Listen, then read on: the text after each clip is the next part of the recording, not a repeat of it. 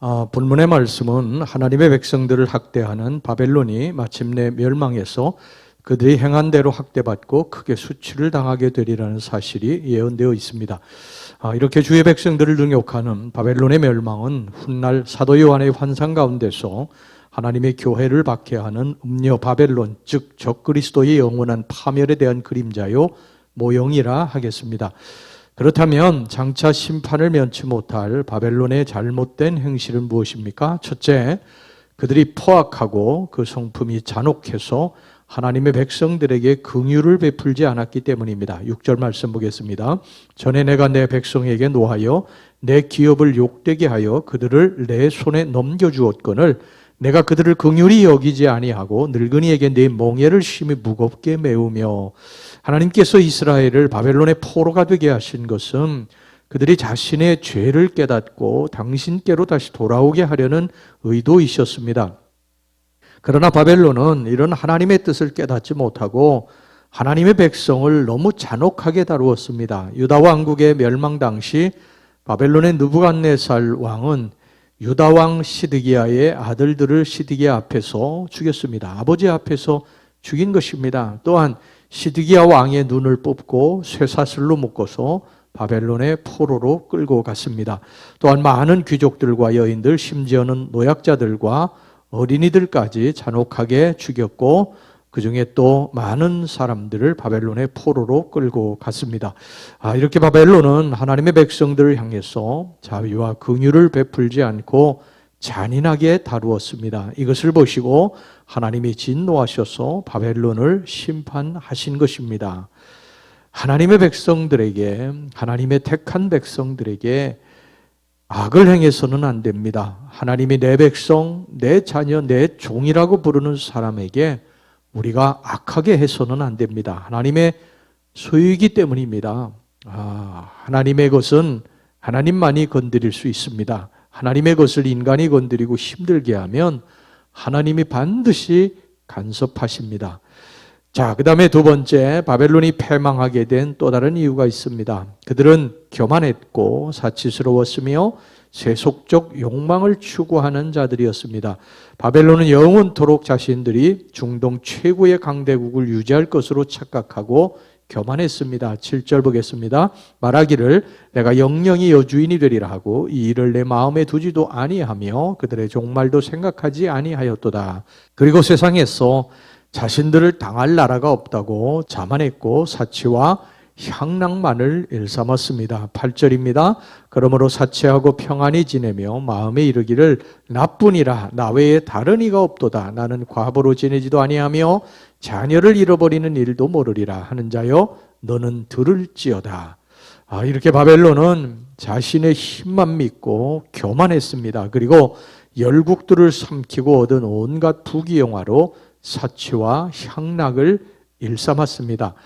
바벨론이 궁전에서 이 연회를 베풀다가 파사 제국의 기습 공격을 받았다는 사실 하나만 보더라도요, 바벨론의 사치와 향락이 얼마나 심각했었는지를 실감할 수 있습니다. 역사가의 헤로도토스는 이때 파사 제국의 군사들이 바벨론 성에 들어왔을 때 성 안에는 성한 사람이 한 사람도 없었다. 모두 다 술에 취한 사람들밖에 없었다고 그렇게 기록을 하고 있습니다. 이렇게 자신의 힘과 능력만 믿고 교만하고 세속적인 향락만을 일삼던 바벨론은 결국 무너지고 말았습니다. 여러분, 하나님은 교만한 자를 아주 싫어하십니다. 교만한 자는 하나님을 의지하지 않기 때문이에요. 우리 인간들은 5분 앞도 내다보지 못하는 우매한 존재들입니다. 언제 어디서 어떤 문제를 만날지 몰라요. 이 세상은 내가 할 수 없는 일들로 가득 차 있고 하나님 의지하지 않으면 한순간도 살 수 없는 곳입니다. 그런데 마치 내가 이 세상의 주인인 것처럼 내가 내 마음대로 모든 것을 다 할 수 있는 것처럼 그렇게 교만하고 세속적인 쾌락과 욕망을 따라 사는 어리석은 백성들이 지금도 많습니다. 여러분, 그러면 무너집니다. 하나님이 무너뜨리십니다. 바벨탑을 무너뜨리듯이 하나님을 대항해서 교만한 자는요, 무너뜨리십니다. 이것을 우리 항상 기억하셔야 됩니다.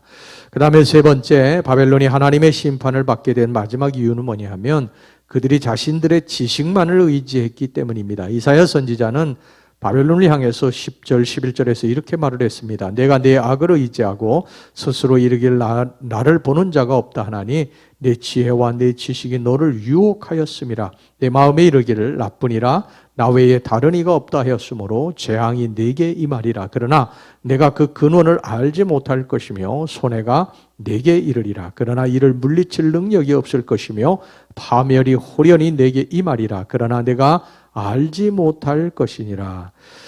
실제로 당시에 이 바벨론인들은요, 뛰어난 지혜와 지식을 자랑했습니다. 특별히 천문학과 점성술에 아주 해박한 지식을 가지고 있었습니다. 뿐만 아니라 그들은 이 학문으로 점을 치고 사수를 베풀며 앞날을 예견하고 자신의 운명까지 걸었습니다. 12절 13절 말씀 보세요. 이제 너는 젊어서부터 힘쓰던 주문과 많은 주술을 가지고 맞서보라. 혹시 유익을 얻을 수 있을는지, 혹시 놀라게 할 수 있을는지, 내가 많은 계략으로 말미암아 피곤하게 되었도다. 하늘을 살피는 자와 별을 보는 자와 초하루 날에 예고하는 자들에게 일어나 내게 임할 그 일에서 너를 구원하게 하여 보라. 그러나 이런 지식으로는 결코 하나님의 거룩하신 뜻을 알 수도 없고 또한 자신들의 운명을 건질 수도 없었습니다. 14절, 15절 말씀 보겠습니다. 보라, 그들은 촉에 갖다서 불에 타리니 그 불꽃의 세력에서 스스로 구원하지 못할 것이라. 이 불은 덥게 할 숯불이 아니요 그 앞에 앉을 만한 불도 아니니라. 내가 같이 힘쓰던 자들이 내게 이같이 되리니 어려서부터 너와 함께 장사하던 자들이 각기 제 길로 흩어지고 너를 구원할 자가 없으리라. 오히려 바벨론인들의 이런 인문주의적인 지혜와 지식은 그들로 하여금 더욱 피곤하게 하며 그릇된 길로 재촉할 뿐이었습니다.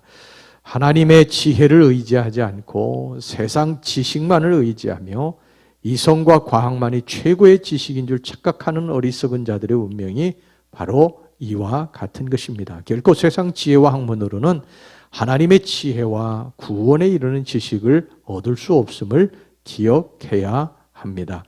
지금도 지식의 바벨탑을 쌓는 사람들이 많이 있지요. 눈에 보이는 것만이 전부인 것처럼 믿고 의지하고 사는 사람들입니다. 보이지 않는 하나님 어떻게 믿느냐는 거예요. 그러나 우주를 연구하는 많은 학자들은요, 우리가 상상할 수도 없는 그 엄청난 우주를 보고 이것은 하나님이 만드신 것이 아니면 도무지 이렇게 운행할 수 없다, 이렇게 될 수 없다고 그렇게 생각하고 있습니다. 우리의 지식, 과학 이것만 가지고는 도저히 풀 수 없는 일들이 세상에는 무궁무진합니다. 우리는 그 우주 앞에서 겸손해야 되고요. 그리고 그 우주를 만드신 하나님 앞에서 겸손해야 할 줄로 믿습니다.